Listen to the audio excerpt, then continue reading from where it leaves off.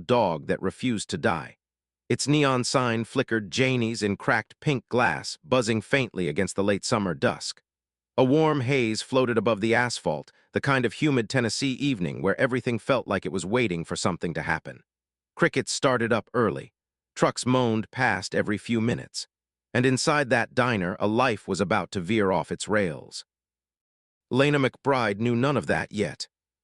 She wiped her palms on the thighs of her jeans as she stepped inside, shoulders tense from a day she wished she could forget. The little bell mounted above the door jingled as she entered, but hardly anyone looked up. The regulars were sprawled at their booths, and the kitchen hissed with the sound of burgers kissing the griddle. The air smelled like onion rings, old coffee, and something fried that no health inspector would approve of. Lena loved it. The diner had history the way a person did, scars, regrets, and stories that didn't always get told. She felt safe in places like that, probably because they reminded her of him. She slid into her usual booth, the one tucked near the window where she could watch the highway stretch toward the horizon. That ribbon of asphalt was a promise. It reminded her that the world was bigger than mistakes, bigger than fear, bigger than the name everyone avoided speaking aloud but whispered behind her back: McBride. People always said it with a kind of caution, as if the word itself might burst into flames. Lena didn't look like trouble. She was small, maybe 5'4" on a good day, dark hair pulled back into a messy braid, freckles scattered across the bridge of her nose like she hadn't grown out of girlhood yet. But she carried an edge, something sharp in the way she scanned a room, something coiled in the set of her shoulders. She didn't try to hide it. She just hoped no one realized the truth behind it. Her brother would have told her to walk proud, to never apologize for who she came from, to never let anyone mistake her softness for weakness. But her brother, Matthew Red McBride, wasn't here anymore. And the place he belonged, the world of the Hells Angels, felt a million miles from the quiet, lonely diner booth she occupied. A waitress shuffled over, Patty with the tired eyes and the bottomless cigarettes-on-break voice. "Even in, sweetheart, the usual." "Yeah, coffee, extra cream if you've got it." Patty grinned. "For you, always." Lena exhaled as the waitress walked away, pressing her fingers against her temples. She worked a double shift at the hospital, 2 patients lost, 3 stabilized, 1 screaming at her for medicine Lena wasn't authorized to give. It was the kind of day that gnawed at her bones. She barely noticed the 3 men who swaggered in through the diner entrance, laughing too loud for the hour. Their boots stomped more than walked, and something about it made the hair at the back of her neck rise. Locals didn't walk like that. Truckers didn't either. These guys were the kind of trouble that didn't hide itself. The one in front, a tall guy with a sunburned neck and the muscles of someone who never heard of cardio but lived for bench pressing, kicked the door open wider with the heel of his boot. His friends followed, all of them wearing the same style of sleeveless black shirts with a snarling red wolf screen-printed across the chest. Lena didn't know the logo, but she knew the posture. Wannabe bikers were worse than real ones. They played at being dangerous, pushing the boundaries because they thought leather and tattoos made them untouchable. Guys like that acted tough until they ran into someone who truly was. And on this particular night, they were about to run into her. The men took a booth across from hers, slumping into the seats like they owned the place. One snapped his fingers at Patty without even looking at her. "3 Budweisers, cold," he barked. Patty's smile thinned. "Kitchen's still serving dinner if you boys." "Did I say dinner?" the man snapped, finally turning toward her. "Beer, that's all." Patty hesitated. The diner didn't technically serve alcohol. The owner, Janie, kept a stash of cheap beer in the back for the old-timers who'd been coming here since Eisenhower was in office, but she hated giving it to outsiders. Before the waitress could answer, the leader leaned forward and smirked. "Come on, darlin', don't make this complicated." Lena's jaw tightened. She didn't like bullies, she didn't like the tone. And she didn't like the thought of Patty, who had been nothing but kind to her, feeling threatened in her own workplace. Still, she kept her gaze on her coffee when Patty retreated to the back. It wasn't her business. She was just here for caffeine and maybe a slice of pie if she could convince herself she deserved it after the day she'd had. But Trouble didn't care whether she deserved it. It came anyway. The men weren't. Too subtle. They whispered too loudly, laughed too abruptly, and one kept glancing over at Lena like her very existence irritated him. Maybe it was because she wasn't giving them the attention they wanted. Maybe it was because she was alone, or maybe it was because some men were born looking for something to break. Patty brought their beers. The leader swiped one from the tray before she could set it down and took a long drink, foam spilling down his chin. "This place is a dump," he declared. One of his friends grinned. "Yeah, well, at least it's got a view," he nodded toward Lena. She felt their attention hit her like heat lamps, but she didn't look up. She'd dealt with worse in emergency rooms at 3 a.m. She could ignore them. At least she thought she could. "Hey, sweetheart," one of them called. "You all alone tonight?" She didn't answer. A chair scraped. Boots thudded. Suddenly the leader was standing beside her booth, reeking of cheap beer and cheaper deodorant. "You deaf or just rude?" Lena lifted her eyes, calm but firm. "I'm trying to eat. That usually requires silence." His lip curled. "You got a mouth on you." "Congratulations," she replied. "You noticed." He leaned over her table, palms flat on the edge. "You think being cute gives you a pass to disrespect me?" "I'm not disrespecting you," she said evenly. "I'm ignoring you, big difference." A couple of older men at the counter turned in their seats, sensing the tension. But they didn't interfere, not yet. The leader clicked his tongue. "Feisty little thing." "Leave her alone, Billy," one of his buddies called. "She ain't interested." Billy ignored him. He reached for a strand of Lena's dark braid, twisting it between his fingers. She jerked back. "Don't touch me." Billy smirked as if he enjoyed the fear he thought he saw in her eyes. Too bad for him, it wasn't fear. It was warning. "You got a boyfriend who's gonna walk in and tell me to back off," he sneered. "Some trucker, a high school quarterback who peaked 10 years ago." Her heart thudded once, slow and cold. She didn't want to say it. She hated using it. But when a man crossed a line, sometimes the truth was the only thing sharp enough to stop him. "My brother," she said quietly, "wouldn't like you talking to me this way." Billy laughed. "Oh yeah, and who's your brother?" She hesitated. Not because she was afraid. Because she didn't want to start something she couldn't finish. But he leaned closer, breath hot on her cheek. "Come on, sweetheart, what's his name?" Her voice dropped to barely above a whisper. "Red McBride." Billy paused. His friends exchanged looks. Recognition didn't flash in their eyes, not the kind Lena expected. They didn't go pale. They didn't sober up. They didn't realize they'd just stepped onto the edge of a cliff. Instead, they laughed. "Oh, you gotta be kidding," one snorted. "She's claiming she's related to that psycho biker from Nashville." "Red McBride's dead," Billy added. "Everyone knows that." "He's not dead," Lena said softly. "He left, that's different." Billy tilted his head. "Doesn't matter, he ain't here, and you shouldn't lie to save your pretty little skin." She felt a tremor of anger coil inside her. "I'm not lying." Billy's smile widened, something ugly blooming behind his eyes. He reached for the edge of her flannel shirt, tugging at the collar. "Then let's see if he shows up when I ruin his sister's night." Before she could react, he jerked hard, ripping the front seam of her shirt straight down the center. The tear echoed in her ears like a gunshot. A few gasps rippled through the diner. Patty froze behind the counter, her face draining white. A fork clattered somewhere. The old-timers stiffened on their stools. Heat rushed into Lena's cheeks, not from embarrassment but from fury. Pure electric fury. Billy laughed. "Bad mistake." She stood so fast her coffee spilled across the table. The torn shirt fluttered open, revealing the black tank top she wore beneath. Billy's grin faltered when he realized she wasn't shrinking back. She was rising. She stared him dead in the eyes, her voice low and steady. "You shouldn't have done that." Billy chuckled nervously. Relax, it's just a joke.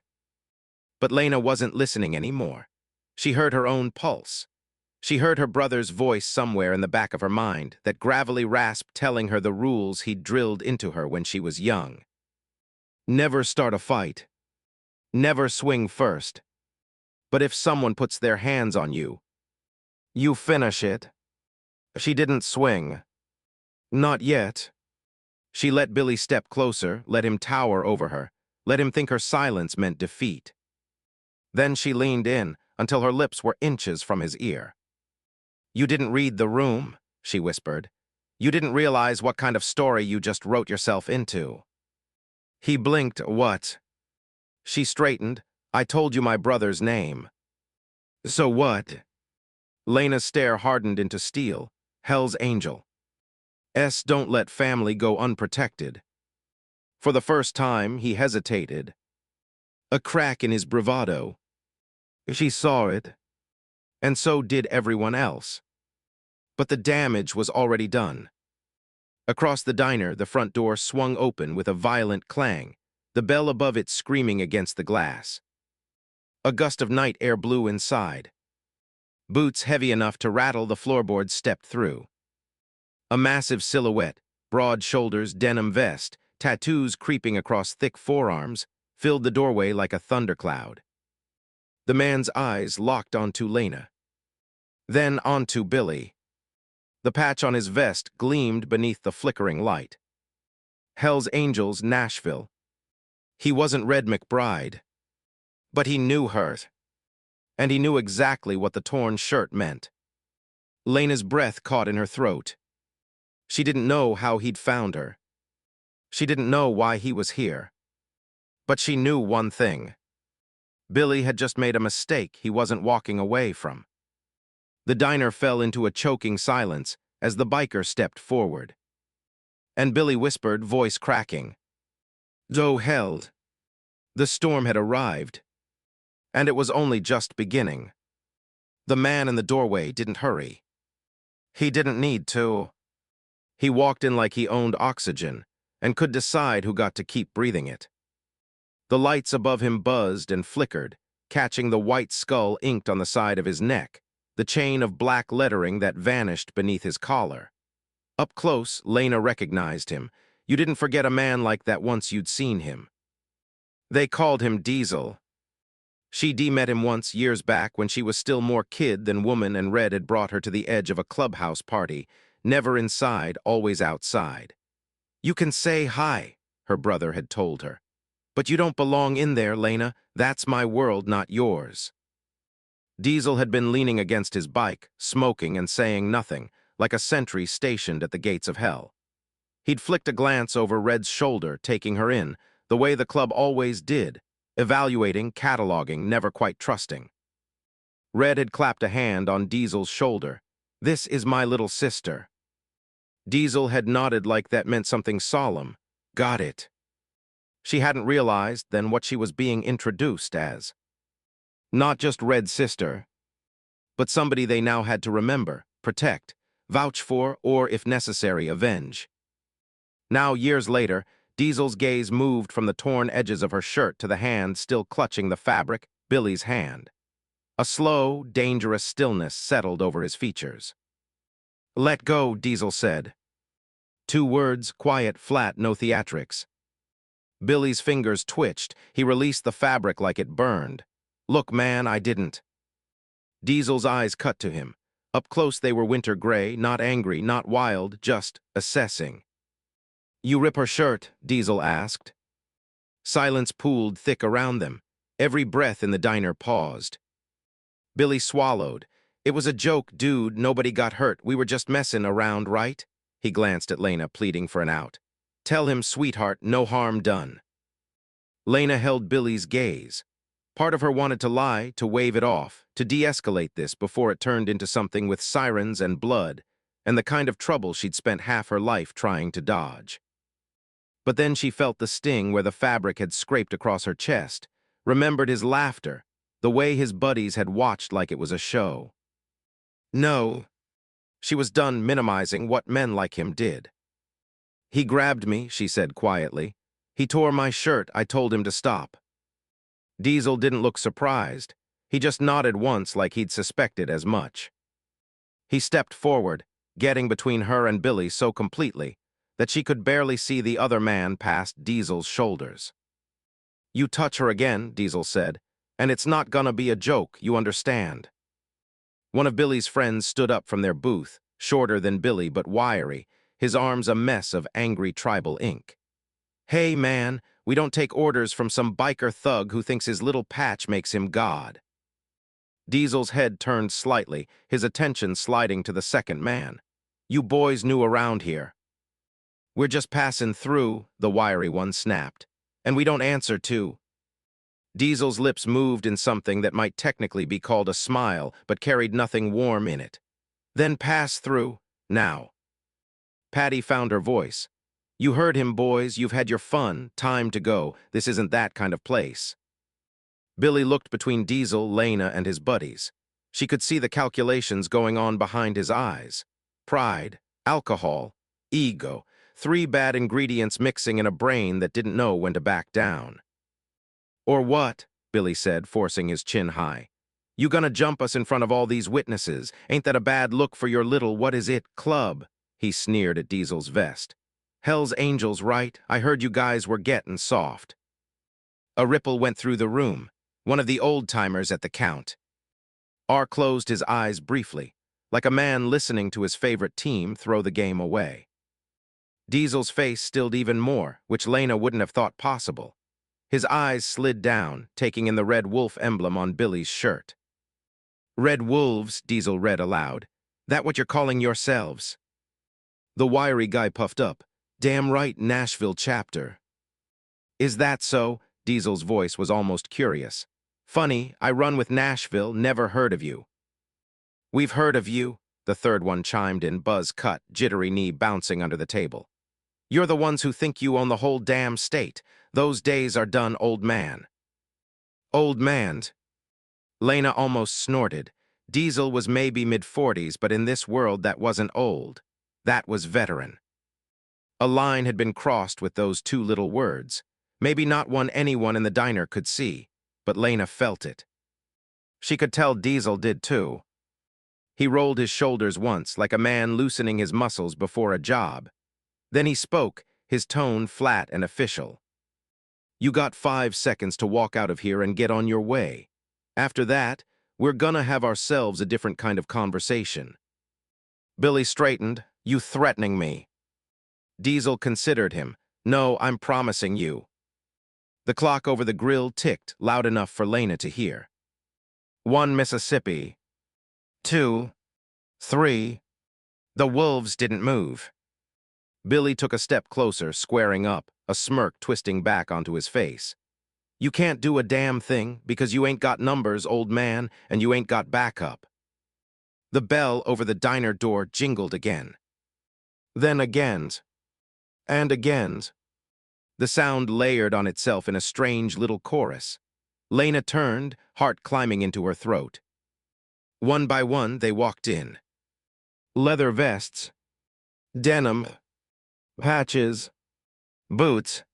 They filled the diner like a tide.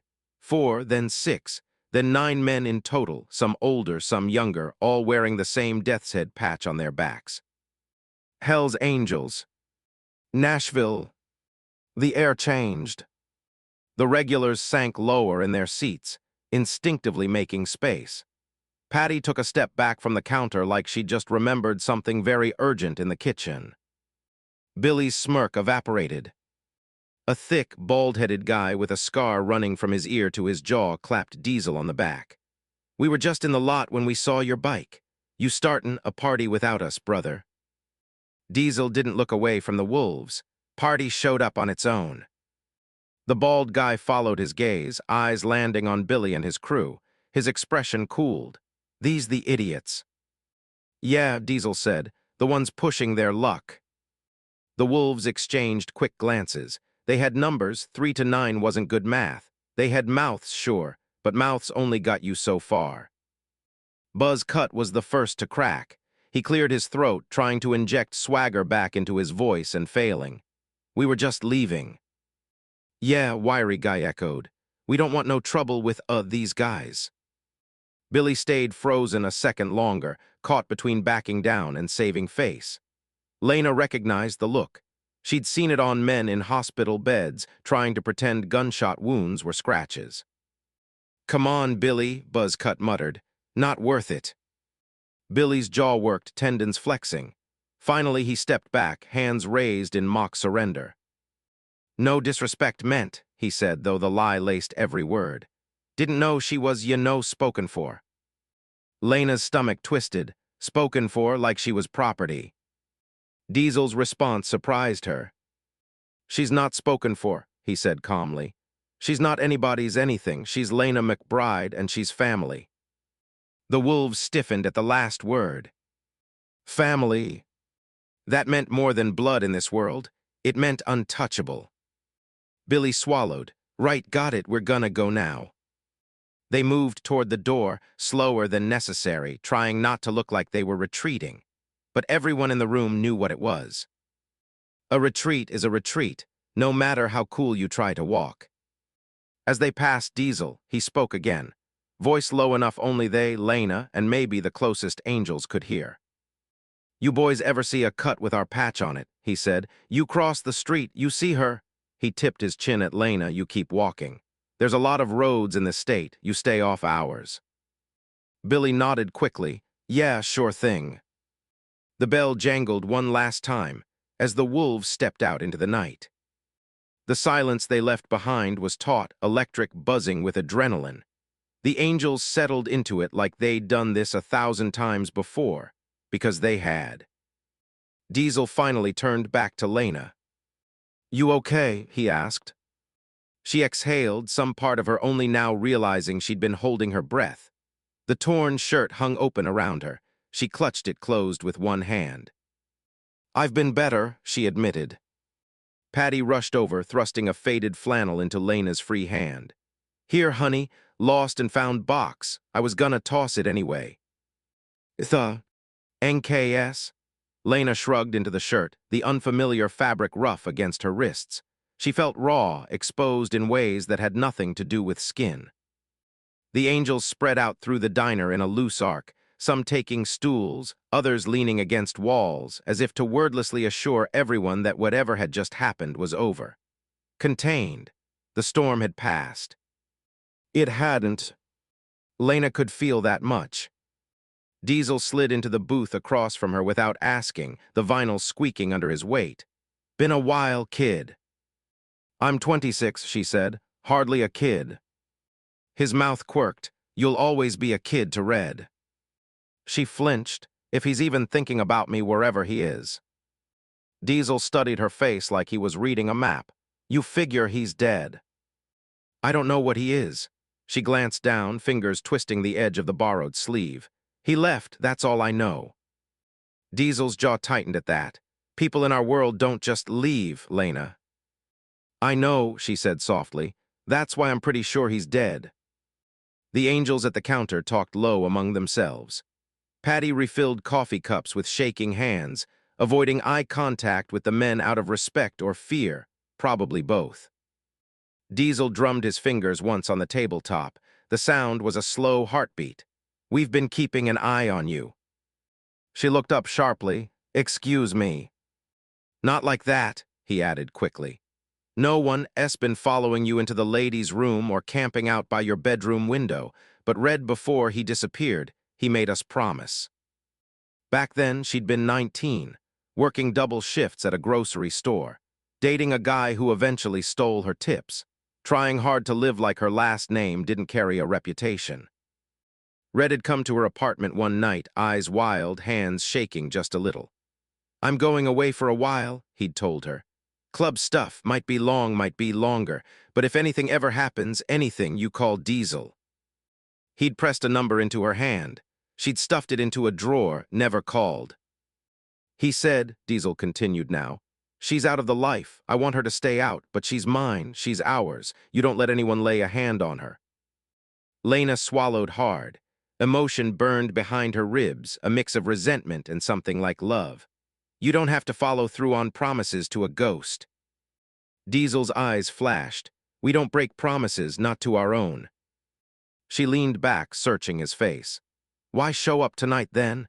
If you've been playing guardian angels, where were you all the other nights nothing happened? He snorted.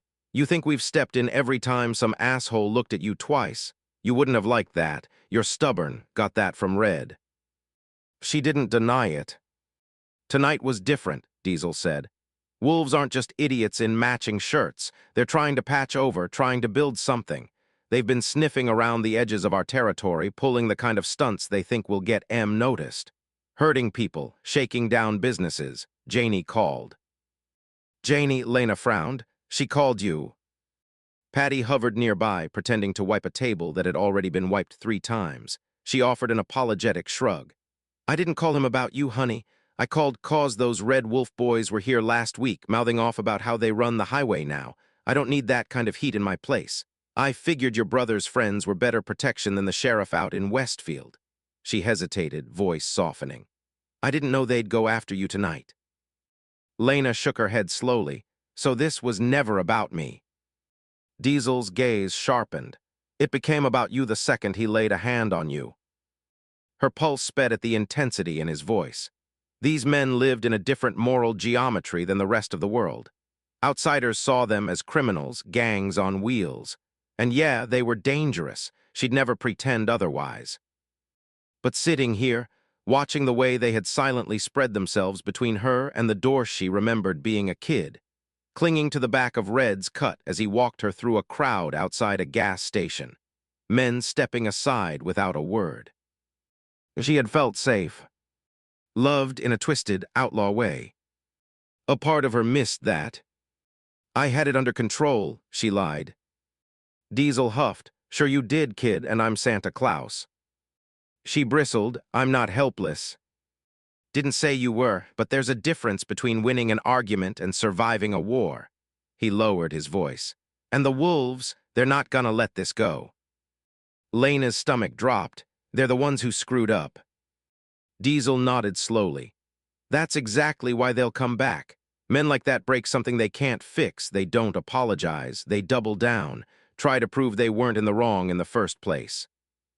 So what, they'll file a customer complaint? She shot back, sarcasm her last flimsy shield. He didn't smile. We embarrassed them. In public, in front of each other, civilians and us. You think Billy's gonna let that stand? He's gonna go find more of his boys, maybe guns, maybe bats. They're not gonna hit us head-on, they're not that bold. They'll go for something they think is easier. The realization seeped into her bones like cold water. Me, she whispered. Or Janie, or anyone in this diner who saw them fold.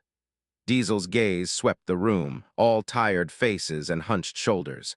I'm not leaving that kind of risk hanging over people who make good pie. Patty grimaced. The pie's frozen, but thanks. An angel at the counter, scarred, salt and pepper beard, spoke up quietly. We saw those wolves sniffing around the truck stop off exit 19. They're trying to plant a flag. We either rip it up now or we're stepping over bodies later. Diesel nodded once, then he looked back at Lena. You got somewhere safe to go tonight. She swallowed. My apartment. Address. She lifted her chin. Absolutely not. He stared at her. Lena. No, her voice shook but didn't break. I appreciate you stepping in. I'm grateful, more than you know. But I am not going to live like some protected princess, waiting for the club to escort me to work. I've built a life that has nothing to do with patches or bikes or that skull on your back. You're a nurse, Diesel said. Her eyes widened. How do you know that? He ticked the answer off like it was obvious. We talk to people, we watch, we listen. You think we're just gonna lose track of Red McBride's kid sister. You work nights at County General. You live over on Franklin by the laundromat with the broken soda machine. You drink too much coffee. You don't sleep enough. You got a neighbor in 3B who's dealing pills out of his kitchen and another in 4C who thinks we don't see him hitting his wife. He paused. We see everything, Lena. We just don't always intervene. Tonight's different. A mix of outrage and something like comfort flared inside her. That's insane. You can't just monitor my whole life. Already did. She opened her mouth, then snapped it shut. Arguing with a brick wall would have been more productive. Diesel leaned forward. They know your face now, your voice, your name. You said McBride in front of them. That buys you some protection, but it also paints a bigger target. They want credibility in this state. They'll think going after a McBride gets it for M. She pressed her fingers into her forehead. So what do you suggest? Witness protection, moving states, changing my name. We suggest, Diesel said slowly, we bring you in for a little while, keep you where we can watch you, at least until we clip the wolves' teeth. Her head snapped up. Bring me in where? The compound. She laughed, short and sharp. You mean the Hells Angels clubhouse? You want me to go hide out in a den full of felons so I don't get hurt by different felons? Murmurs stirred among the angels. Diesel didn't react. Difference is, he said, we care if you get home in one piece. I can take care of myself, she repeated, even as the memory of Billy's hand on her shirt made her stomach lurch. He stared her down. You're tough, you're smart, but you're not invisible, and in their eyes you're a message now, a chance to say, see, the angels can't even protect their own. He let that sink in. You want that on your conscience. Guilt pricked at her. She hated that he knew exactly where to hit. You said Janie called you because she was scared, he added. You walk out of here alone, you're not the only one paying for it if they come back hot. She looked at Patty, who was studiously avoiding everyone's gaze, pretending to reorganize sugar packets. The older woman's shoulders trembled slightly. Damn it. Just for a few days, Diesel said. We got rooms, doors that lock. No one touches you, no one even looks at you wrong. You have my word. Your word, she said slowly. The word of a man in a club known for bar brawls and God knows what else. He held her gaze. The word of the man your brother trusted with your life. Silence dropped between them like an anchor. She saw Red's face in her memory, grinning, grease-smudged, his red hair, which had earned him his road name, curling over his forehead. She heard his voice. If something ever happens to me, you call Diesel. You hear me, Lena? You call him. She'd never called. Now somehow he'd called her. Do I get a choice? She asked. Always, Diesel said. You're not a hostage. You say no, we ride out, we handle the wolves, and you go back to your life. But if something happens... If something happens, she interrupted tightly, I'll live with it. I've seen enough people die to know you can't control everything. He nodded slowly. That's true, but you don't have to help the ones trying to hurt you. Her heart thudded hard. A buzzing tension filled the room. The other customers pretended not to listen but hung on every word. Na thought about her tiny apartment, the thin walls, the broken lock on the back door she'd been meaning to fix. She thought about walking to her car alone, headlights cutting through the dark, not knowing if some bruised ego in a red wolf's shirt was waiting at the curb. She thought about Red, about the promise he'd wrung out of these men on her behalf. Slowly, reluctantly, she nodded. Fine, she said, a few days. Diesel's shoulders relaxed a fraction. Good. But, she added sharply, pointing a finger at him, I'm not joining anything. I'm not your property, I'm not your club mascot. I go to work, I come back, I sleep, and when this is over, I go home. Alone. His mouth twitched. Wouldn't have it any other way, kid. I swear to God, if you call me kid one more time. He held up his hands, a rare ghost of humor flickering in his eyes. Lena, then. He stood, the table shifting under his weight. Finish your coffee. We'll ride out in 10. I'll have one of the boys trail your car. You think they'll hit us on the road? She asked, trying not to picture it. Guns in the dark, squealing tires, the flash of muzzle flares. I think paranoid people live longer, he said. Consider this me being optimistic. She drained the rest of her lukewarm coffee in one nervous gulp. As she slid out of the booth, she caught her reflection in the diner window. For a second, she didn't recognize the woman staring back. Hair mussed, shirt borrowed, eyes too bright with adrenaline. She looked like someone standing on a bridge between two worlds. The quiet, structured life she'd chosen, and the roaring, violent one she'd been born into. Behind her, engine noise shivered through the glass. More bikes. Lena turned. Out in the parking lot, beneath the humming neon of Janie's sign, the Red Wolves had not left. They'd regrouped. Half a dozen bikes idled near the highway's shoulder, Red Wolf emblems glowing in the night. More headlights approached from down the road, weaving into formation. Billy sat on his bike at the front, helmet hanging from his handlebars, eyes locked on the diner. He wasn't leaving. He was waiting. Diesel cursed under his breath. So much for walking away. The Angels shifted, tension tightening their ranks like a drawn bowstring. Leather creaked, knuckles cracked. Lena's heart slammed against her ribs. "Get in the back," Diesel ordered her, eyes never leaving the wolves outside. "Now." "They're really gonna start something here?" Patty whispered, clutching a coffee pot like a weapon she knew was useless. Diesel nodded once, grim. "They already did." Headlights washed over the front windows as more bikes swung into the lot, engines snarling like hungry dogs. It wasn't a fist fight anymore. It was a standoff. And as Lena watched Billy swing his leg off his bike and start toward the diner, that sick, electric realization hit her. Tonight wasn't just payback. It was the opening shot in a war. The night felt wrong. That was the first thing Lena noticed as she stood behind the counter near the swinging kitchen doors, clutching Patty's borrowed flannel around her like armor. The diner's neon flickered against the glass, reflecting the chaos forming outside. A hum vibrated through the building as engines circled the parking lot, some snarling, some idling low like beasts waiting for permission to pounce. Diesel stepped forward, blocking her view for a moment. "Stay back," he said, not looking at her. His voice had changed, low, sharp, stripped of warmth. "Do not come out until I tell you." She wanted to argue, wanted to tell him she wasn't helpless, that she could fight, that she had carried bleeding strangers across hospital floors on nights when all hell broke loose. But the words froze in her throat when she looked at him. Diesel was built like a wall, but tonight he carried himself like a blade. Controlled, honed, dangerous. And outside, Billy was walking toward the diner. The door rattled as he grabbed the handle. The Angels, 9 strong, spread out inside, shoulders rolling, feet shifting, eyes locked on the threat outside. Some stood near windows, others faced the entrance head-on. The air thickened with the anticipation of violence. Patty whispered shakily, "Lord help us." Lena squeezed her hand under the counter. "We're okay," she lied. Then the door swung open. Billy stepped inside, alone, hands raised, wearing a smirk that made Lena's stomach twist. Behind him, the Red Wolves lingered near their bikes, 8, maybe 9 of them now, more arriving by the second.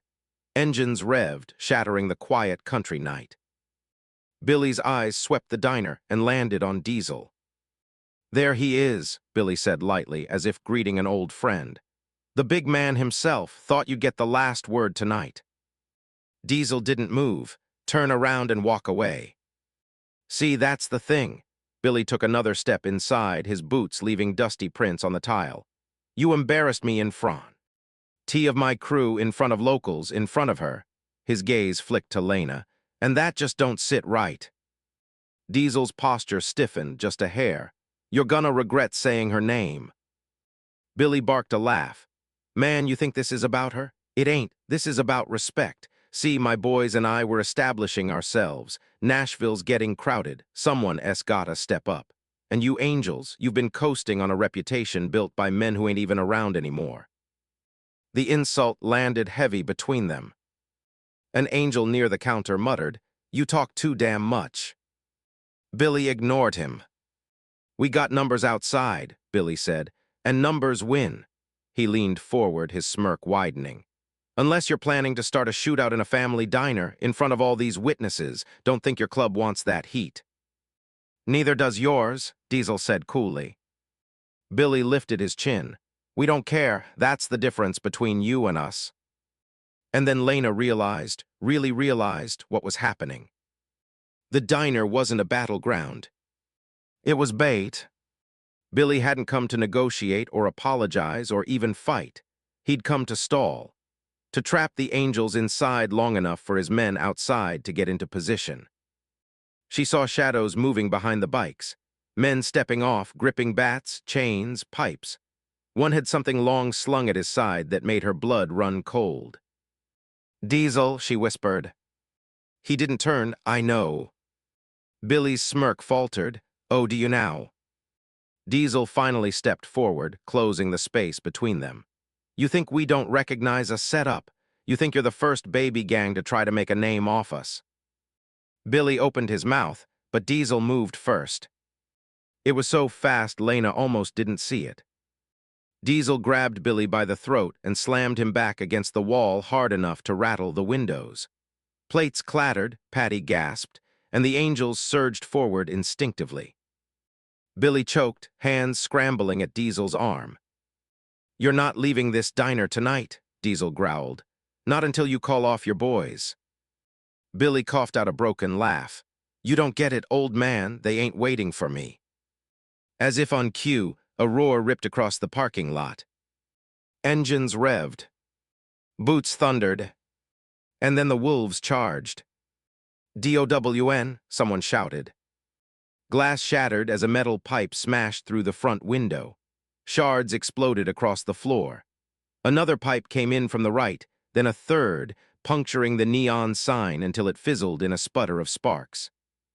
The angels moved instantly, forming a barricade near the broken entry, bodies wide and tall, absorbing the wind of incoming blows.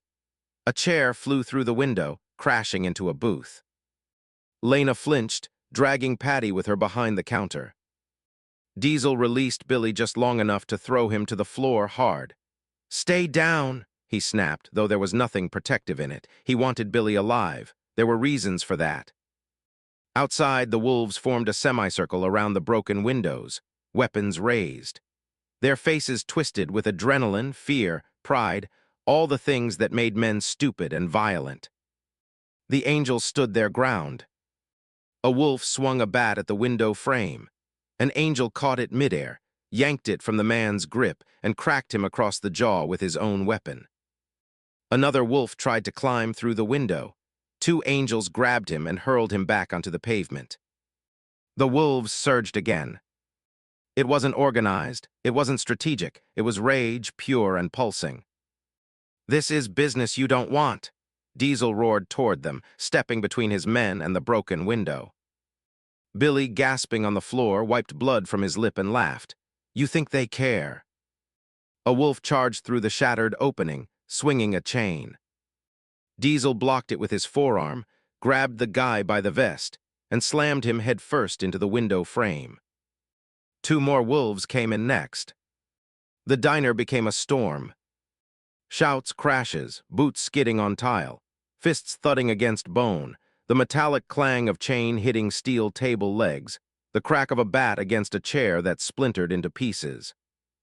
Lena crouched lower behind the counter, heart racing so fast it made her vision pulse. Patty sobbed quietly, hands trembling around the coffee pot she still hadn't put down. A wolf spotted them. He peeled away from the chaos, eyes lit with a kind of hunger that made Lena's blood freeze. He didn't have a bat, he didn't need one, his fists were enough. He climbed over the counter in one smooth movement. "Don't," Lena said, voice sharp. He grinned. Patty screamed. He swung at Lena's face. She ducked. Instinct took over. Training took over. Years of catching patients, bracing collapsing bodies, handling violent ER drunks took over. She grabbed the mug rack. The metal one bolted to the counter and ripped it free, swinging it upward with everything she had. It connected with the guy's chin. He stumbled. Shocked. Lena didn't stop. She jabbed him in the throat with the broken corner of the rack. He gagged, clutching his neck. She pushed up from her crouch, adrenaline exploding through her limbs, and slammed her knee into his ribs. He dropped. Patty stared at her wide-eyed. Lena didn't feel proud, she felt sick, but there wasn't time for sick. "Hide," Lena said, "now." Patty crawled under the prep counter just as another crash sounded behind them. A wolf had gotten deeper inside the diner, bypassing the front. He was bigger than Billy, thicker neck, arms covered in ink that crawled up to his jawline. He spotted Lena and his eyes narrowed. "You're the little sister," he breathed. "Heard about you." She didn't run. Something in her snapped too far past fear to find it again. "I'm not the one you should worry about," she said. The big man laughed once. "I think I am." A hand wrapped around his collar from behind. Then another's. Two angels yanked him back so fast his feet left the ground. He roared, swinging wildly, but they didn't let go. They dragged him across the broken window frame like he weighed nothing. Lena exhaled shakily, bracing herself against the counter. The wolves outside were losing ground. The angels were trained for this. It was evident in every motion, every strike, every way they protected each other without speaking. Still, Lena spotted the danger before anyone else. A wolf at the edge of the lot, helmet still on, was leveling something long and slender toward the diner. A sawed-off shotgun. "Diesel," she screamed. He turned. The muzzle flashed. The blast shattered the remaining intact window, tearing a smoking hole in the wall near where two angels stood. Diesel ducked low, diving behind an overturned table. "Get down." One angel tackled another to the floor. A third shoved a booth between himself and the shooter. Panic broke through the diner like electricity. And outside, the shooter pumped the shotgun once more. Billy scrambled toward him, shouting, not here, damn it." But the shooter wasn't listening. He fired again. The shot hit the ceiling tiles, raining debris onto the angels. Someone grabbed Lena's arm, Diesel. He hauled her closer, shielding her with his body as he assessed the outside. "He's too far back," he muttered. "Can't get to him from here." A roar of engines drowned his voice. "New bikes." Lena whipped her head toward the far end of the lot. Another group was arriving. Leather vests. White skull patches. More angels. At least a dozen. They swung their bikes between the diner and the shooter in one fluid movement, using their machines as shields. The shooter fumbled, panicking now that he was outnumbered and outflanked. An angel dismounted, rushed him, and tackled him to the pavement. The shotgun skidded across the asphalt. Billy swore under his breath. This wasn't supposed to go this way. Diesel lunged forward, grabbed Billy by the collar again, and slammed him onto a table hard enough to crack it. "You brought guns to my backyard," he said, voice trembling with restrained violence. "You're not walking away clean." Billy spat blood. "You think the cops won't hear about this, you think?" "We'll deal with the cops. We'll deal with your crew. We'll deal with everything," Diesel snarled. "But first, we deal with you." Outside, the wolves were breaking. Some dropped their weapons, some jumped on bikes and fled. The remaining were forced to the ground by the newly arrived angels. Lena watched, shaky and exhausted, as order slowly replaced chaos. As fists lowered, as shouting quieted, as the last wolf surrendered. The diner was a wreck, glass everywhere, tables broken, chairs overturned. Patty's neon sign flickered mournfully, half dead. Smoke from the shotgun shell hung in the air like a ghostly veil. Diesel turned to Lena. She expected anger. She expected regret. But what she saw was something harder. "Duty." "You're coming with us," he said quietly. Lena swallowed. "I already agreed." "No," he said, "not to the compound." She frowned, then where? Diesel glanced at the wolves being zip-tied outside, then at Billy, still pinned by two angels. "This wasn't random," he said. "Wolves don't start wars they can't win." "What are you saying?" "I'm saying someone put them up to this. Someone who wants you. Someone who wants your brother's name back in circulation." Her skin crawled. "What does that have to do with me?" Diesel's jaw tightened. "Because the wolves weren't after territory tonight." He stepped closer, lowering his voice. "They were after you." A chill crawled down her spine. "That doesn't make sense," she whispered. "Doesn't matter if it makes sense," Diesel said. "It's real, And until we find out who gave the order, you're not going anywhere alone." She stared at him, breath trembling. "Lena," he said gently, "this was just the beginning." The weight of his words settled in her chest.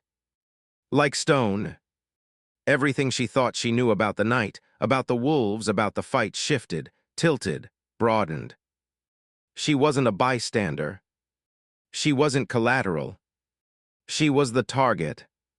And whatever storm had started in that diner wasn't over. It was only gathering speed. The sirens came late, too late to matter, too early for comfort. Red and blue lights streaked across the broken glass littering Janie's parking lot, splashing color over the dented metal, the scattered weapons, the bruised wolves lined up on the pavement under the watch of the angels. Lena stood by the counter, hugging Patty close, while deputies spilled out of their cruisers. Two officers took one look at the scene and simply stopped walking, like their minds needed a few long seconds to process the scale of destruction. Janie's neon sign buzzed overhead, flickering unevenly, the pink letters. J-A-I-S, a wounded echo of the place it used to be. "Jesus, Mary, and Joseph," one deputy whispered. Patty sniffed, brushing dust from her apron. "Yeah, well, welcome to Highway 41 after dark." Lena forced a smile, but her insides were still shaking. Her pulse hadn't slowed. Every time she blinked, she saw the wolves swarming the diner, the shotgun blast lighting the night, Diesel knocking Billy into the table like he weighed nothing. She'd seen violence in the ER. Aftermaths of rage, broken bones, bullet wounds, shattered families waiting in hallways. But tonight wasn't aftermath. Tonight she'd been inside the storm. "Ma'am," a deputy asked tentatively, "are you hurt?" Lena glanced down at her hands, surprised to see dried blood across one knuckle. Not hers. She de-elbowed someone or scraped her hand or maybe punched something. She honestly didn't know. "I'm okay," she said, "I think." Patty squeezed her. "She's a hero," knocked a man twice her size flat with a dish rack. The deputy blinked at her. "You did what?" Lena didn't want to talk about it. The idea made her stomach twist. She wasn't proud of surviving. She wasn't proud of fighting. She was just relieved. Cold, shaking relief. The officers began questioning people, separating angels from wolves, trying to get order into an evening that had spun far beyond it. Diesel was outside, talking quietly to the sheriff, a gray-haired man with a belly and a badge he looked tired of wearing. Their conversation looked tense but calm, adult, controlled, like both men knew how to perform normalcy for the law. But Diesel wasn't calm. Lena could see the tension in his shoulders, even from across the lot. He was furious.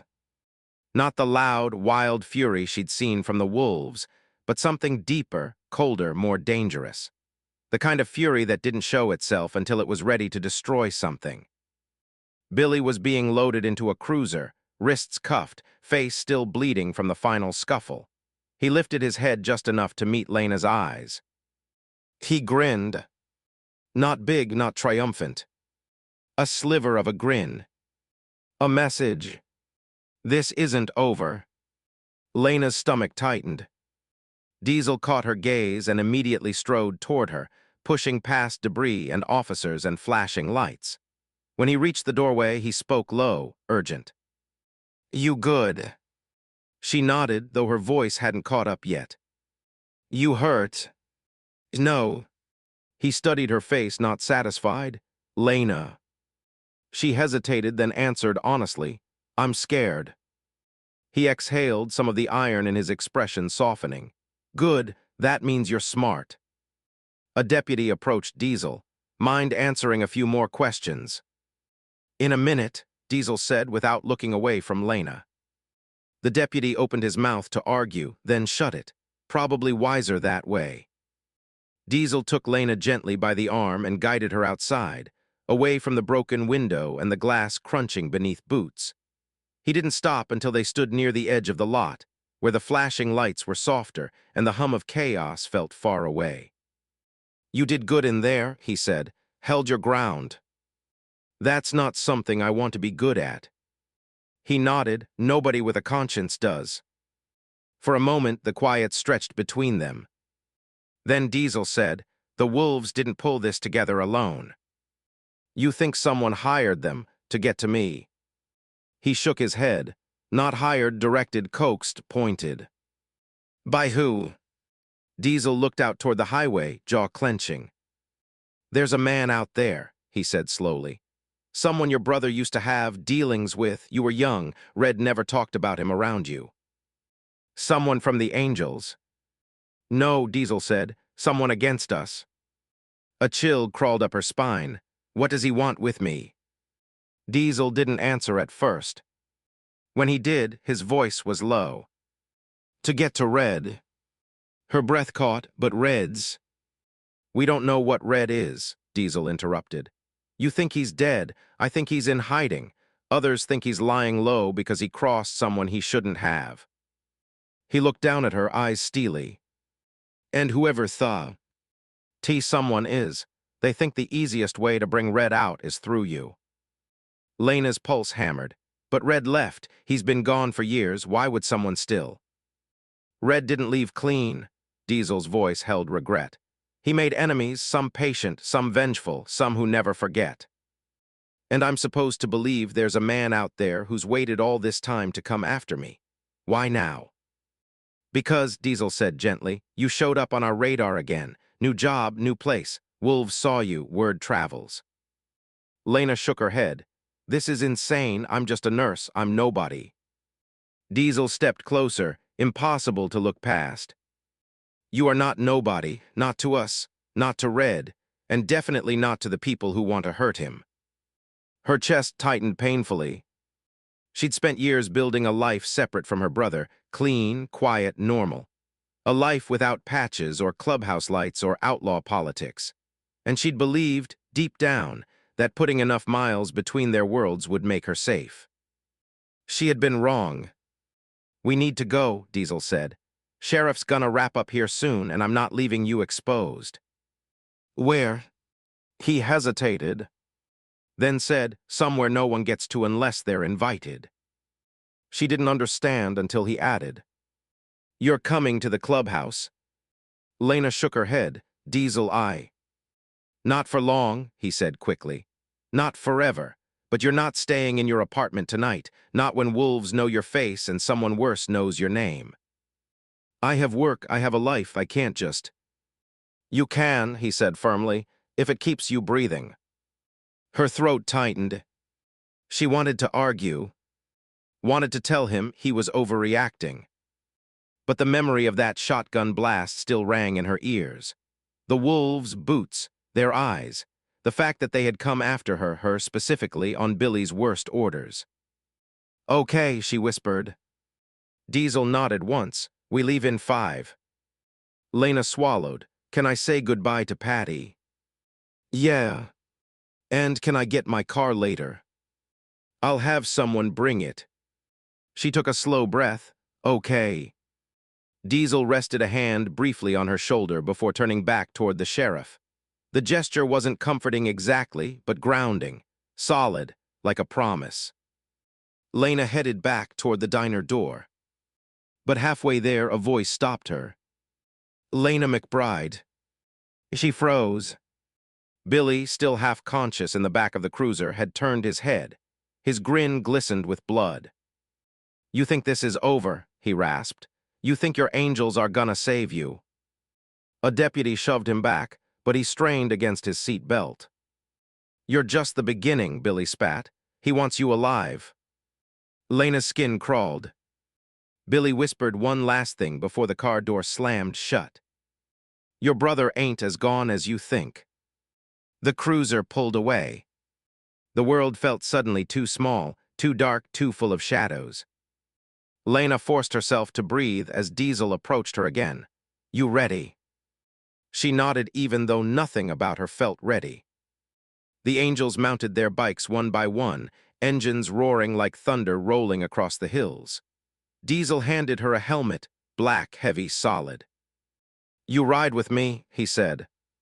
She climbed on behind him, hands trembling as she wrapped them around his waist. "Hold tight," he said over his shoulder. She did. The engines thundered. The headlights cut through the night. The Angels pulled out of Janie's lot in a tight formation, Diesel at the front, Lena pressed close behind him. The wolves were gone. The sheriff's lights faded in the distance. The diner shrank to a pink flicker in the rearview mirror. The road ahead stretched long and dark.